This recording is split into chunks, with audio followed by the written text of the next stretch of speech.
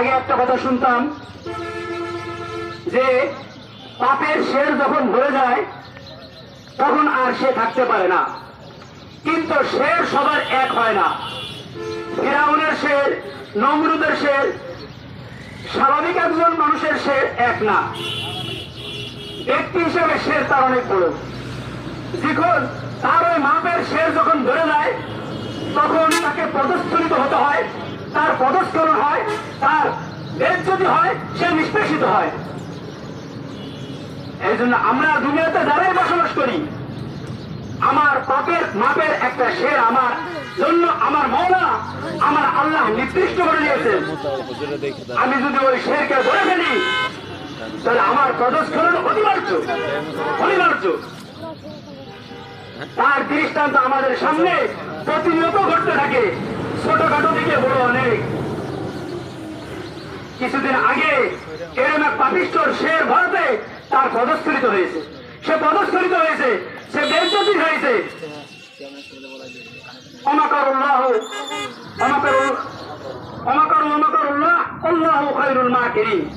অনেকে অনেক কথা বলে, কিন্তু আল্লাহর চক্রান্তর সামনে সব নস্বাত।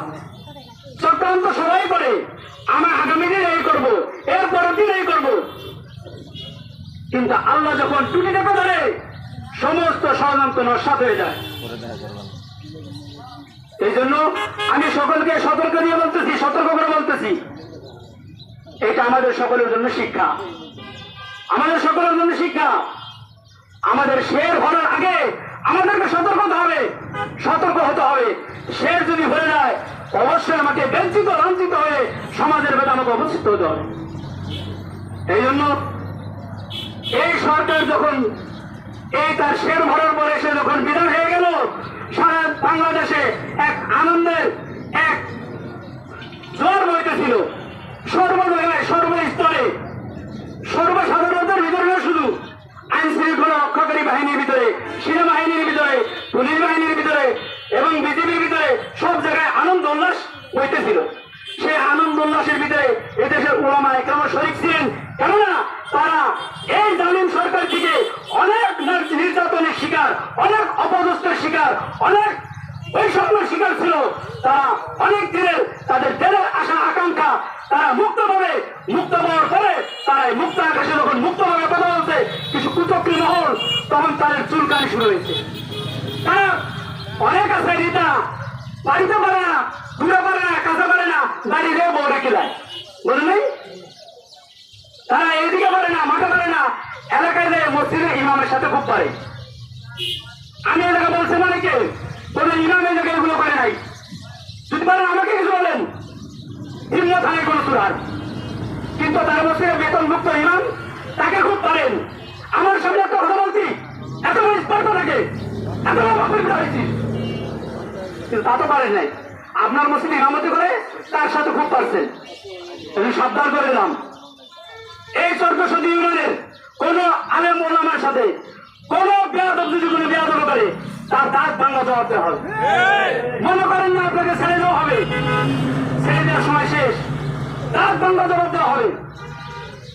এই জন্য আজকের এই আপনারা আমরা আপনাদের শত্রু না, আপনাদের সাথে শত্রুতা পোষণ করতে চাই না, কিন্তু আপনারা নিজেদের আচরণে আপনারা আমাদেরকে শত্রু বানাবেন না। আপনাদের প্রতি আহ্বান রেখে সামনে আমরা সকলেই, আমি এই সমাবেশ থেকে একটা কথা বলতে চাই, আমরা এই দেশে বসবাস করি, ধর্ম বর্ণ নির্বিশেষে সকলেই, আমাদের সকলের যানবাহনের নিরাপত্তা আমাদের সকলের করতে হবে। আইন শৃঙ্খলা রক্ষাকারী যারা আছেন তাদের সাথে আমাদেরকে সাথ দিতে হবে, আমাদেরকে তাদের সহযোগিতা করতে হবে। আমাদের সমাজে যেসব হিন্দু ভাইরা আছেন, আমরা এটা বলতেছি না, তারা একথাকে বলে, তারাই বৈষম্যবাদী, যারা সংখ্যালঘু বলে। এদেশের সমস্ত মানব জাতি যারা আছে সকলে এই দেশের সন্তান, সকলে এই দেশের নাগরিক, হিন্দু বৌদ্ধ খ্রিস্টান মুসলমান সকলে এই দেশের নাগরিক, কেউ সংখ্যালঘু নয়। আমরা তাদের সাথে সে আচরণ রাখতে চাই, আমরা তাদের সাথে কাজ নিয়ে দেশে চলতে চাই। আমাদের হিন্দু ভাইদের জানমাল নিরাপত্তা করা, তাদের ধর্ম উপাসনালয় রক্ষা করা, এদেশে আপামর ধর্মরত জনতা আলমুলামা এবং সমস্ত ধর্মপ্রাণ ইসলাম মুসলমানদের সকলের উপর ইমানি দায়িত্ব। যারা এই জায়গায় চক্রান্ত করে তারা মুসলমান তারা কেন শত্রু? তারা এটা দেশে বিশৃঙ্খলা করার জন্য তারা এগুলো করে। এটা কোনো ধর্মপ্রাণ মুসলমান বা কোনো আলাদা এটা প্রশ্রয় দেয় না, এটা তারা সমর্থন করে না। এখন আপনাদের সামনে এখন সময় সংক্ষিপ্ত, সময় নাই। আমাদের আরো অনেকেই আসছিলেন, কিন্তু সময় সংক্ষিপ্তের কারণে আমাদের আজকের এই সমাবেশ এবং বিক্ষোভ সমাবেশের প্রধান অতিথি আমাদের সকলের পরিচিত মুখ, জাতির আতঙ্ক, যিনি এই বিগত দিনের অনেক আন্দোলনের নগরকান্দা রাষ্ট্রনায়ক, যাকে আগে আপনারা সকলে চিনেন। এই ফ্যাসিলিটি সরকারের পক্ষ থেকে অনেক নির্যাতন নিপীড়নের শিকার ছিলেন। কথা বলতে পারেন নাই, বাড়িতে ঘুমাইতে পারেন নাই, চলতে পারেন নাই, মুখ বন্ধ করে দেওয়া হয়েছে। আমাদের সামনে এখন আমাদের সমাপনী বক্তব্য এবং দোয়ার মাধ্যমে শেষ করবেন আমাদের সকলে। তার আগে 1 মিনিট সংক্ষিপ্ত আমাদের ভাইস চেয়ারম্যান মুফতি মুস্তাফ কথা বলছেন। আসসালামু আলাইকুম। আজকে দুইটা দুর্বলতা কাজ করতেছে। আমি সবচেয়ে লজ্জিত, দুঃখিত এবং দুঃখিত যে আমি এমন একটি উপজেলার ভাইস চেয়ারম্যান, যে উপজেলায় সর্বপ্রথম এই স্বাধীন হওয়ার পরে 2 জন ইমামের উপরে আমরা জানতে পারলাম যে অবিচার হয়েছে। এজন্য আমি আমার দায়িত্বের জায়গা থেকে যা ছিল হয়তো বা পারি নাই, আপনাদের কাছে ক্ষমা চাই। দ্বিতীয় দুর্বলতা হলো যে 1402 ইউনিয়নের জয় বাংলা চত্বরে হাজির হয়েছি। এই ইউনিয়নবাসীর প্রতি আমার অনেক ঋণ আছে। আমার এই উপজেলা নির্বাচনের জোয়ারটাই শুরু হয় এই 1402 ইউনিয়ন থেকে। সুতরাং একদিকে যেমন তাদের কাছে, আপনাদের কাছে আমি ঋণী, আর একদিক থেকে এই ইউনিয়নে একজন 2 জন ইমাম নির্যাতিত, এর চাইতে আর ব্যথার কথা আর কিছু নেই। আমি আপনাদের সাথে আছি। আমি আজকে আর বক্তব্য দেব না, আমি আপনাদের সাথে আছি। যে কোনো ইমাম আলেম, আজকে আমার বক্তব্য আসছেও না। এই ঘটনার পরে আমার শরীর শুধু কাঁপতেছিল। আমি এই জন্য, আমাকে যদিও প্রোটোকলের জন্য হয়তো বা একটু দিয়েছেন, আমি আপনাদের প্রতি কৃতজ্ঞ। আমি জানি এই ইউনিয়ন একটা ইমাম ওলামা তোলাবা পরিষদ আছে, তাদেরকে আমি ইনশাআল্লাহ সার্বিকভাবে উপজেলা থেকে যে কোনো সহযোগিতা তাদের প্রয়োজন হলে আমি থাকবো, এবং আমিও একজন ইমাম হিসাবে, আপনাদের ভাই হিসাবে আপনাদের পাশে থাকবো। আমরা সবাই মিলেমিশে একটি শান্তিপূর্ণ মডেল আদর্শবান উপজেলা উপহার দিব। এবং আমাদের মুরব্বী আছেন, আমাদের লিয়াকত আলী সাহেব, মুফতি ইসমতুল্লাহ সাহেব, এদের সমস্ত দিক নির্দেশনা নিয়ে আমরা আগামী দিনে কাজ করব, কোনো বিশৃঙ্খলা করব না। এবং যে সমস্ত এই ছাত্র আন্দোলনে যারা শহীদ হয়েছে তাদের মাগফিরাত কামনা করে শেষ করছি। আসসালামু আলাইকুম ওয়া রাহমাতুল্লাহ। এই পর্যায়ে আপনাদের সামনে অত্যন্ত দিক নির্দেশনামূলক গুরুত্বপূর্ণ বক্তব্য রাখবেন বাতিলের বিরুদ্ধে, যার অগ্রণী ভূমিকা এখনো পর্যন্ত বিদ্যমান, যিনি বাতিলের সাথে কখনো কোনো সময়ের জন্য আপোষ করেননি, যিনি স্বৈরাচার হাসিনার সঙ্গে আপোষ করলে দীর্ঘ সময় ভালো থাকতে পারতেন, তার সাথে কোনো আপোষ করেননি, যিনি বাতিলের কাছে কখনো কোনো সময় মাথা নত করেননি, তিনি আমাদের সকলের প্রিয়, আমাদের সকলের শ্রদ্ধাভাজন জনাব হযরত মাওলানা লিয়াকত আলী সাহেব দামাত বরকাতুহুম, মহাপরিচালক সাতপল্লিয়া মাদ্রাসা, নগরকান্দা, ফরিদপুর। আলহামদুলিল্লাহ ওয়াসসালাতু ওয়াসসালামু আলা রাসূলিল্লাহ, আম্মা বাদ। আউযু বিল্লাহি মিনাশ শাইতানির রাজীম, বিসমিল্লাহির রহমানির রহিম। লাউলা দাফুল্লাহিন নাস বা'দাহুম বিবাদ লাহুদ্দিমাত সাওয়ামি ওয়া বিয়াউ ওয়া মাসাজিদ। আল্লাহ পাক কোরআনে বলেন, যদি আমি এক দলকে আরেক দল দিয়ে দমন না করতাম, তাহলে মসজিদ, মন্দির, গির্জা কোনোটাই থাকতো না। তো আমরা জানি এদেশে প্রধান বিরোধী দল বিএনপি, তারা দীর্ঘদিন মাঠে, জামাত শিবির তারাও মাঠে, কিন্তু কারো কোনো আন্দোলনে কাজ হয় নাই। আর ছাত্ররা আন্দোলন করবে কারো স্বপ্নেও ছিল না। আল্লাহ পাকের পক্ষ থেকে যখন হুকুম আসে, তো আল্লাহ মশা দিয়ে নমরুদ তাড়ায়। এই জন্য আর আল্লাহর নিয়ম হলো নমরুদদেরকে খুশি করে দুনিয়াতে নেয়। তাদের যে ইচ্ছা, নমরুদ বলছে আমি আল্লাহরে হত্যা করব, নমরুদের বাহিনী আকাশের দিকে তীর নিক্ষেপ করছে।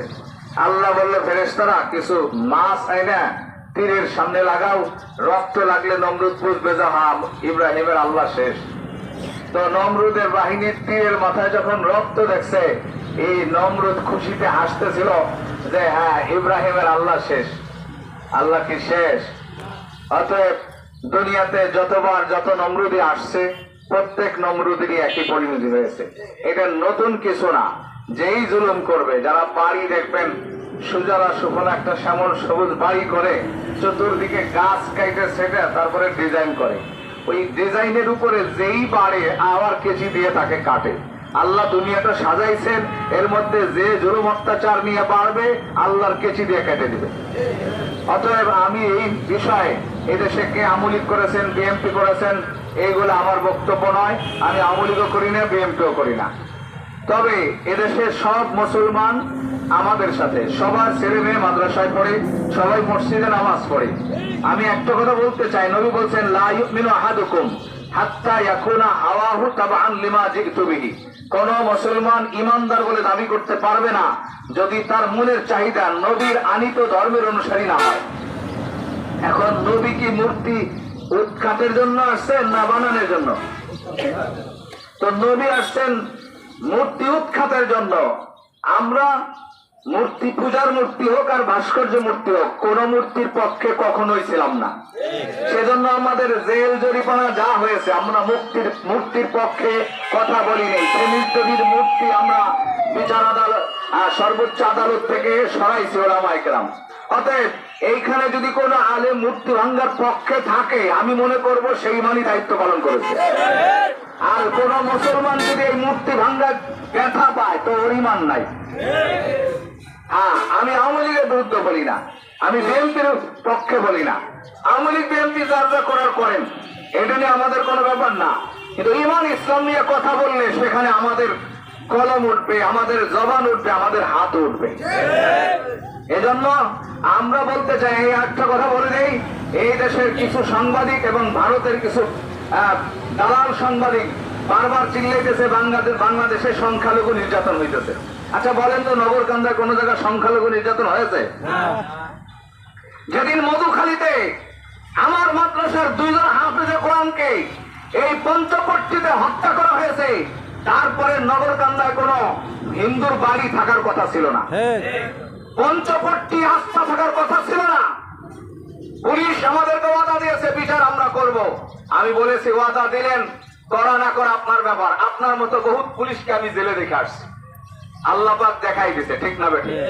অতএব মধুখালীর রক্তের দাগ এখনো শুকায় নাই, তারপরে তোমরা দেশের সুখে দুলামিয়ার মতো বসবাস করতেছো আর দেশের নামে বদনাম করো। সংখ্যালঘু নির্যাতন হয়েছে, আমি সংখ্যালঘুদেরকে বলতে চাই, তোমাদের উপর কেউ হাত উত্তোলন করলে সে হাত আমরা ভাঙবো।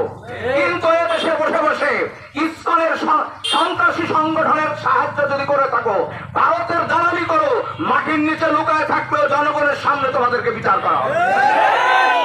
এবং ধন্যবাদ জানাই এই দেশের ছাত্র আন্দোলন, ছাত্র সমাজ, যাদের রক্তের বিনিময়ে আজকে আমরা এক জালেম সরকার থেকে মুক্ত হয়েছি। সামনে যেন কোনো জালেমের উত্থান এদেশে না হয়, সেজন্য আমরা ছাত্র সমাজকে সামনের জন্য আমরা সহযোগিতা করব। বাংলাদেশের ছাত্র সমাজ এদেশে সর্বদাই, আগেই দেখেন পিছনে বঙ্গবন্ধু আন্দোলন করেছেন, তিনিও তো ছাত্র আন্দোলনই করেছিলেন, ঠিক না বেঠিক? অতএব আমি এটা বলতে চাই না ছাত্রদের বাদ দিয়ে কেউ কিছু করতে পারে নাই। ছাত্র সমাজই সব জায়গায় লাগবে। আজকে ছাত্রদের বুকে যারা গুলি করেছে, সে রক্ত কথা বলতেছে, ঠিক না বেঠিক? ভবিষ্যতের জন্য। আর ইমাম ওলামা কল্যাণ পরিষদ নগরকান্দার প্রত্যেক ইউনিয়ন, আমরা আগেও করার চেষ্টা করেছি, মজবুত সংগঠন আছে। কোন জায়গায় যদি দুর্বল থাকে, ইমামদেরকে বলতেছি দ্রুত আপনাদের প্রত্যেক ইউনিয়নের ইমাম ওলামা কল্যাণ পরিষদকে পুনর্গঠন করেন, এবং কোন ইউনিয়নে ইমাম নিয়োগ দিতে হলে ইমাম উলামা কল্যাণের মাধ্যমে হবে। কোন ইমামকে যদি অপসারণ করা হয় অন্যায় ভাবে, কোন ইমাম অন্যায় করেছে, এই দেশের মধ্যে বাংলাদেশের বড় আলেম নগরকান্দায় আছে। অতএব মুফতি আব্দুল গফফার সাহেব আছেন, ইসমতুল্লাহ সাহেব আছেন, আমরা ইমামকে বিচার করব শরীয়তের আইনে। যদি ইমাম শরীয়তের আইনে দোষী হওয়ার কারণ না হয়, তারপরেও তাকে মসজিদ থেকে ব্যক্তিগত আক্রোশে অপসারণ করা হয়, ওই মসজিদে কোনো ইমাম নিয়োগ দিতে পারবেন না। যদি কোনো ইমাম উলামা কল্যাণের পরিষদের অনুমতি ছাড়া ইমাম নিয়োগ হয়, ওকে লাইতে মসজিদ থেকে বাইর করা হবে। এবং বলে দিলাম, আপনারা ভুল করেছেন, ভুল স্বীকার করেছেন, আমরা আপনাদেরকে ক্ষমা করে দিলাম, কিন্তু সামনের থেকে আঙ্গুল উঁচা করতে আলেমদের দিকে একটু সাবধান হবেন। আমরা কথা বলি না, ভালো করে মনে রাখবেন, বাঘ ঘুমায়, মরে নাই। কথা বলি না দেখা মরে যায় না ইনশাআল্লাহ। যে কোনো মুহূর্তে ডাক দিলে ওই সংখ্যালঘুদেরকে বলতে চাই, সালতানগর কান্দায় যে কয়জন সংখ্যালঘু আছো, তোমাদেরকে গিলা খাইতে 1 ঘন্টাও লাগবে না। কিন্তু আমরা আকাম করি না, আমরা তোমাদেরকে শান্তি নিরাপত্তা দেওয়ার সার্বিক চেষ্টা করেছি। এই অবস্থাও আমরা মন্দিরে মন্দিরে ঘুরে ঘুরে দেখতেছি কোন মন্দিরের উপর আক্রমণ না হয়, তারপরেও দেশের বদনাম করতেছে। এবং আমি বলতে চাই, আমাদের এলাকার মধ্যে কিছু লোক আছে, ওই গ্রামে একটা চোর দাবড় দিলে চোরের সাথে যখন অন্ধকারে যায়, তো চোরও গ্রামওয়ালাদের সাথে কয় চোর গেল চোর গেল। এরকম কিছু চোর এই এলাকার মধ্যে আছে, যারা হুজুকের তালে আমাদের সাথে মিশে লুটতরাজ করতে চায়। আমি সেদিন বলেছি যে এই মুক্তিযোদ্ধার অফিস, এটাকে আমরা মডেল মাদ্রাসা বানাবো, মডেল মসজিদের পাশে। এটা ভাঙচুর করা যাবে না। এ দেশের প্রত্যেকটা ইট টিন সব দেশের সম্পদ, ঠিক না বেটে? অতএব আমরা দেশের সম্পদ নিয়ে কোনো সিনেমিনি কাউকে খেলতে দেব না। অন্যায় যে করেছে তাকে আমরা আইনের হাতে তুলে দেব, বিচারের জন্য তাকে বিচারের কাঠ করে দাঁড়া করব। আমরা কখনো আইন হাতে নেব না।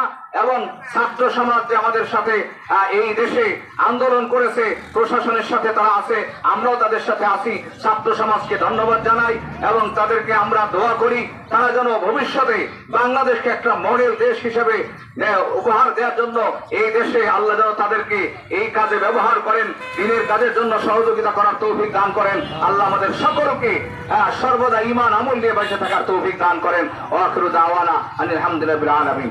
আসসালামু আলাইকুম ওয়া রাহমাতুল্লাহ।